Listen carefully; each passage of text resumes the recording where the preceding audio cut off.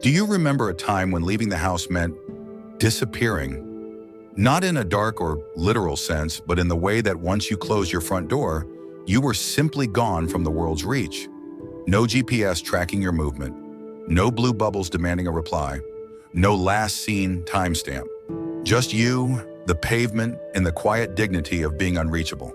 If that memory feels like a phantom limb, something you can still feel but can no longer touch, you are likely a Xennial.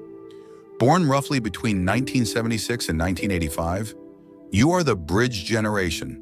You grew up in a world that no longer exists and then had to become an adult in one that arrived almost overnight. Today, we are going on a deep psychological journey to understand why you feel like a ghost in the machine.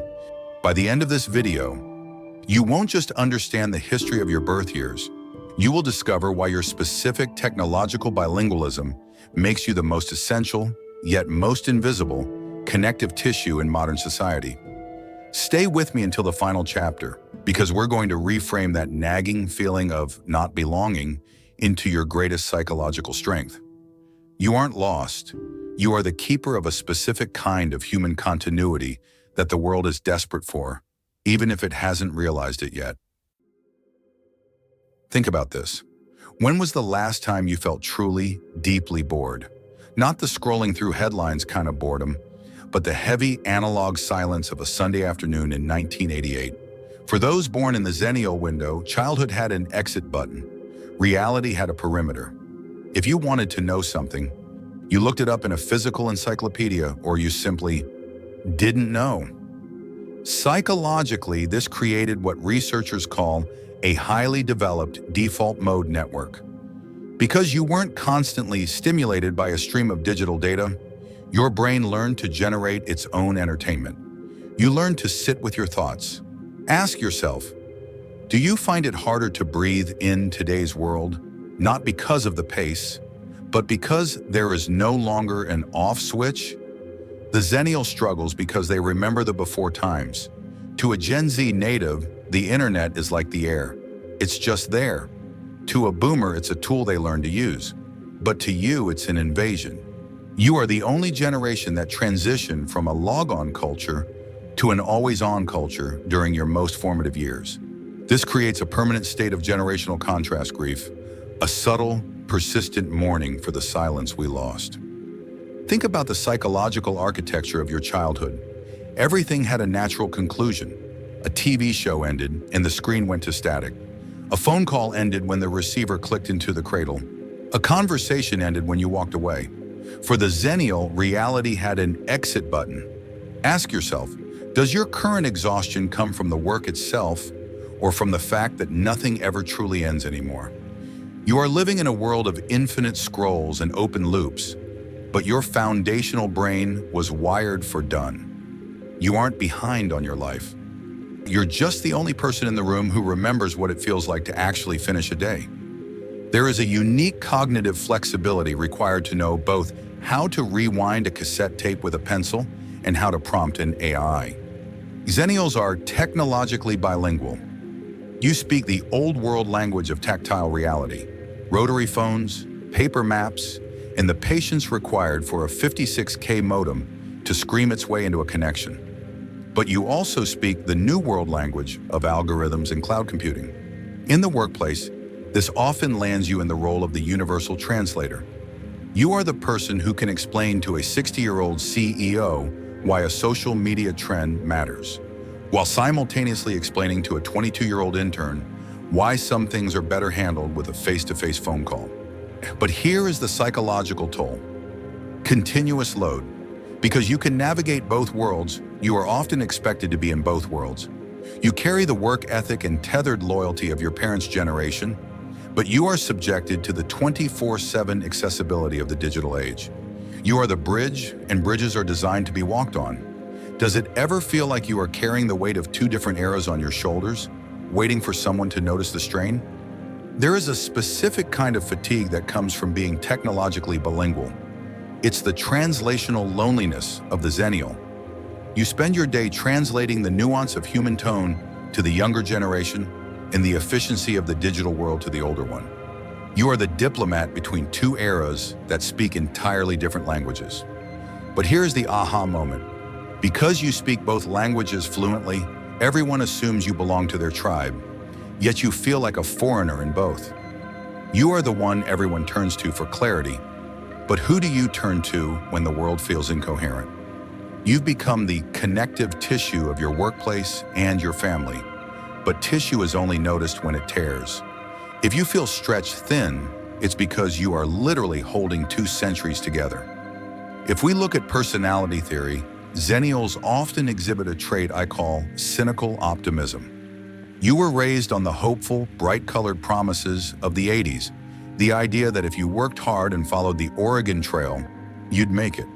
But your entry into adulthood was met with the dot-com burst, 9/11, and the 2008 financial crisis. This created a specific psychological defense mechanism. You aren't as cynical as Gen X, who often leaned into slacker apathy, but you aren't as idealistic as the early millennials. You are the realist in the room. You hope for the best, but you've already backed up your data because you know the system can crash at any second. Think about this. In your relationships and your career, do you find yourself being the steady hand? The one who doesn't panic when the Wi-Fi goes out or the plan changes? That's not just personality. That's the survival skill of a generation that learned to pivot before pivoting was a corporate buzzword. Consider your cynical optimism. It's not a contradiction, it's a survival blueprint. Well, you are likely the person who hopes for a beautiful outdoor wedding, but has already memorized the location of the nearest storm shelter. This isn't anxiety, it's generational competence. You grew up in the shadow of the Cold War, but the dawn of the space shuttle. You saw the Oregon Trail promise of progress, followed by the game over screen of the Great Recession. You learned early on that the system is fragile, but you are not. Think about this.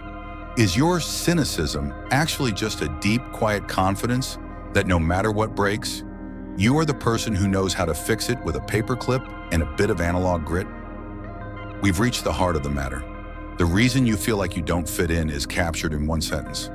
I adapt everywhere, but I originate nowhere. Psychologically, this is a form of identity invisibility. In the media, the conversation is usually a battle between the boomers and the millennials/Gen Z. Xennials are the middle children of history. You are too young to have shared in the post-war prosperity and too old to be digital natives. This creates a quiet, lonely sense of non-belonging. You are the person at the party who can talk to anyone, yet goes home feeling like no one truly saw you. You are the introspective achiever who has mastered the art of blending in, but you're starting to wonder, where is the world that was built for me? The answer is, it doesn't exist. You were born in the gap. You are the transition personified. When we say, I adapt everywhere, but I originate nowhere, we are talking about cultural homelessness. You can mimic the boomer's stoicism and the millennial's vulnerability. You can use the tools of the future while harboring the values of the past. But because you are so good at adapting, you've become a chameleon of time. The aha moment is realizing that your feeling of not fitting in isn't a failure to belong. It's proof of your versatility. You aren't a puzzle piece that doesn't fit the board. You are the board itself. You provide the context that allows everyone else to play their part. If you have felt invisible, I want to offer you a reframe. You are not invisible because you are unimportant. You are invisible in the way that oxygen is invisible, only noticed when it's gone. You are continuity. In a world that is becoming increasingly fractured, where the analog and digital minds can no longer understand each other, you are the only ones who remember the bridge. You carry the memory of what it means to be human without an interface. You know that a person's value isn't measured in likes because you remember a time when like was just a word you said to a friend over a fence. You are the keepers of the real. Your role isn't to fit in to one camp or the other. Your role is to hold the center, to bring the patience of the analog world into the chaos of the digital one. Before you go, I have a question for you. If you're a Xennial, what is one analog memory you still carry vividly? Is it the smell of a newly opened VHS rental? The specific weight of a library card? Share it in the comments. Let's build a record of the world we carry inside us. If this deep dive made you feel a little more seen today, You can subscribe if you'd like to continue these explorations together. And we have so much more to uncover about the why behind who we are. Remember, you aren't out of sync. You are the rhythm that holds it all together. The Xennial experience is one of quiet complexity, and we're only just beginning to peel back the layers of how our unique history shapes our modern psychology. If you'd like to continue this journey of self-discovery and find more clarity in the disconnect, I'd be honored to have you subscribe and join our community of introspective achievers. See you on the next one.